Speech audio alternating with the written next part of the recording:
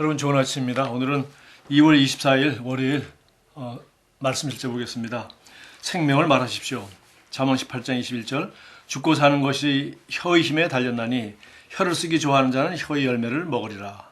창세기 1장은 하나님께서 어둠과 혼란의 덩어리였던 이 땅을 회복시키시고 다시 창조하시기 위해 어떻게 말씀을 하셨는지를 보여줍니다. 그분은 우리가 따라야 할 중요한 모범을 보이셨습니다. 성경 시대에 예수님께서 사역하실 때에도 그분은 정확히 같은 것을 하셨습니다. 그분은 말씀으로, 말씀에 의해 말씀 안에서 사셨습니다. 그분이 하셨던 모든 일은 말씀을 말하심으로 이루어진 것이었습니다. 자, 여기 오늘 주제가 생명을 말하십시오 라고 되어 있는데 창세기 1장과 그리고 예수님의 사역을 지금 예로 들어 설명을 했습니다. 먼저 창세기 1장 잠깐 보시면은 태초 하나님이 천지를 창조하시니라. 땅이 혼돈하고 공허하며 흑암이 깊음 위에 있고 하나님의 영은 수면 위에 운행하시니라. 자, 그래서 여기 하나님이 이미 창조가 되어 있는 것을 알 수 있죠.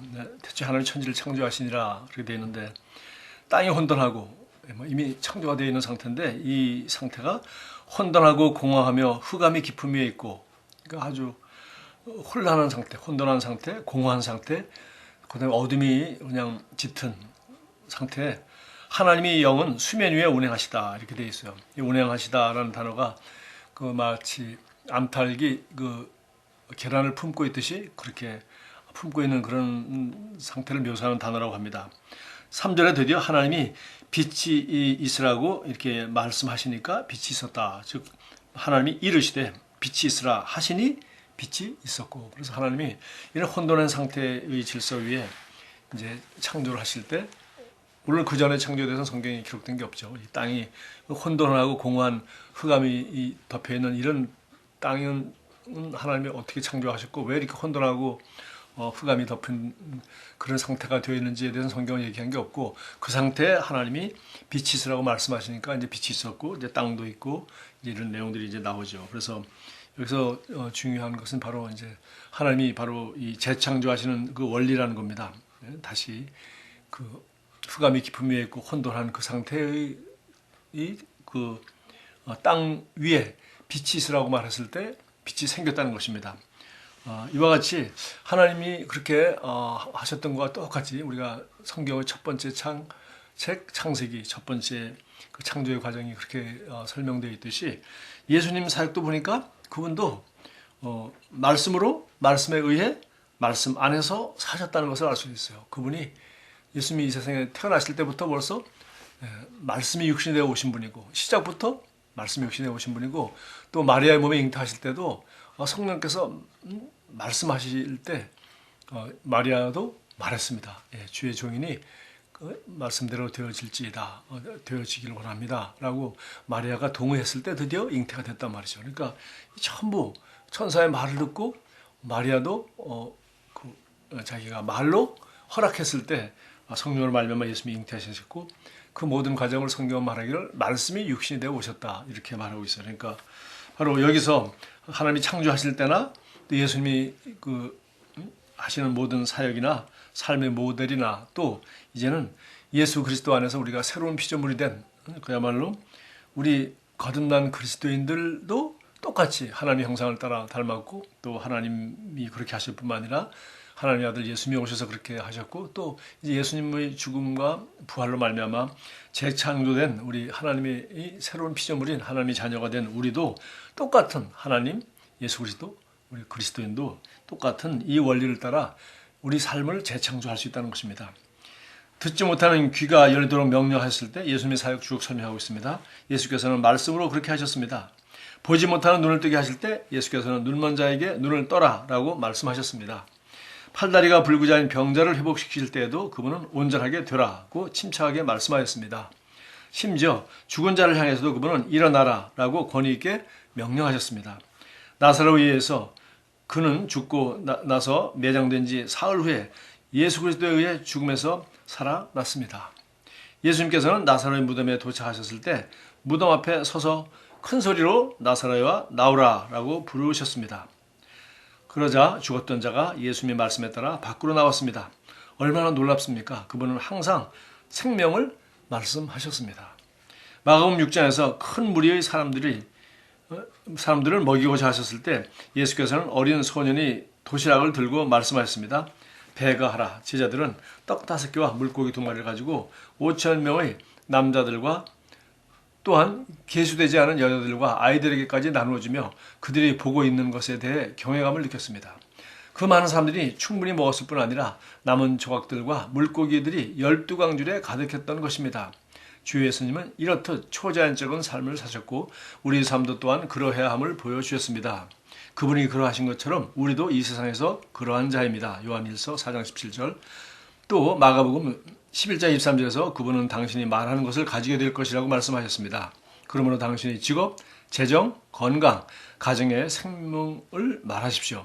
당신은 당신이 말하는 것을 얻게 됩니다. 어떤 상황에 대해서인지 당신이 하나님의 말씀을 말할 때 성령의 영역에서 변화가 일어납니다. 말씀은 그 말하는 바를 생산합니다. 그 말씀이 치유와 형통 또는 은혜에 대한 것이라면 그 종류대로 재생산할 것입니다. 그러므로 언제나 당신의 입술로 생명의 말씀만을 말하도록 하십시오. 기억하십시오.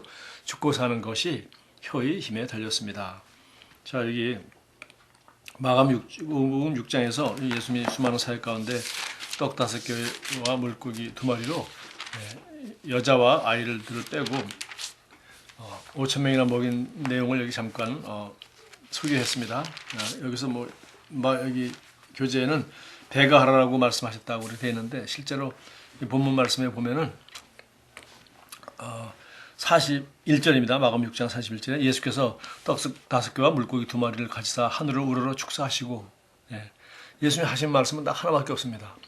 뭐라고 말씀하시는지 모르지만 축사하시고라고 되어 있고요. 그 다음에 떡을 떼어 제자들에게 주어 사람들에게 나누어 주시게 하시고 또 물고기 2마리도 모든 사람에게 나누심에 다 배불리 먹고 남은 떡 조각과 물고기를 12바구니에 차게 거두었으며 떡을 먹은 남자는 5천 명이었더라. 이렇게 되어 있어요. 그래서 여기 알다시피 다른 병행 규절도 바로 이 내용이 이 사복음서에 다 나와 있지 않습니까? 나와 있는데 그 사복음서 다 비교해봐도 예수님이 하신 말씀은 단 하나밖에 없습니다. 하나님이 계신 하늘나라를 우러보시면서 하늘 위를 쳐다보시면서 하늘을 우러보시며 축사하셨다라고 되어 있어요. 사실 축사란 말은 우리 축복하고 감사의 축복 그대로 우리가 축사라는 단어로 이렇게 축약했습니다.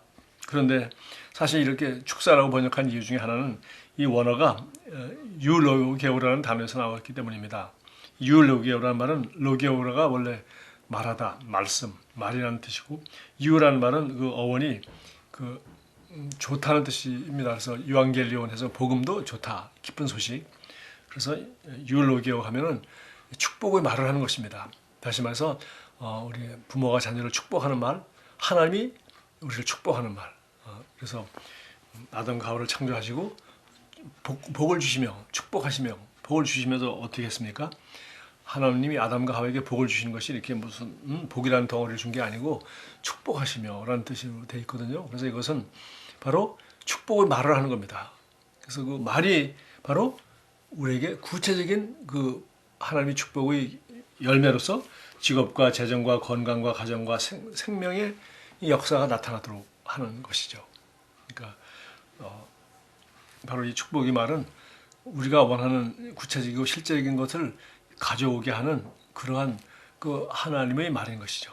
그래서 이게 지금 오늘 주제가 생명을 말하십시오. 예수님은 보니까 계속해서 말씀을 말하고 말씀으로 사셨고 말씀에 의해 말씀 안에서 사셨다. 그리고 예수님이 하시는 모든 그 삶과 표적을 보니까 전부 말씀을 어떻게 하셨는지 그것에 달렸고 또 우리에게도 예수님은 마가복음 11장 23절에서 산더러 명하여 바다에 던져지라고 말하라고 했고 그 산이라는 것은 직업이나 재정이나 건강이나 가정이나 우리가 당면한 어떤 문제든지 어떤 산이든지 우리는 그렇게 말함으로 말씀하는 바를 우리는 소유할 수 있도록 우리는 그런 새로운 피조물이 되었고 그런 말씀을 우리에게 주셨고 그런 일을 행할 수 있는 능력을 우리에게 주셨고 또 그런 믿음을 우리에게 주셨습니다. 그래서 우리가 성경 말씀 창세기에서 또 예수님의 삶에서 그리고 예수님이 우리 제자들에게도 또 우리들에게도 부탁하신 말씀이 바로 마가복음 11장 23절에도 나와 있는 것처럼 이렇게 우리가 말할 수 있는 권세를 주었고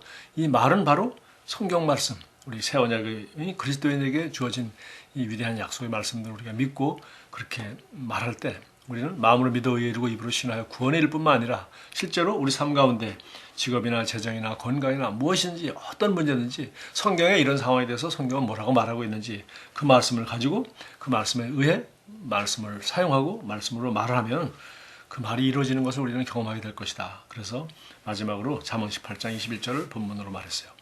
죽고 사는 것이 혀의 힘에 달렸다. 혀를 쓰기 좋아하는 자는 혀의 열매를 먹으리라. 그러니까 그 말한 대로 그 결과를 우리가 누리게 되어 있다는 것입니다. 기도하겠습니다.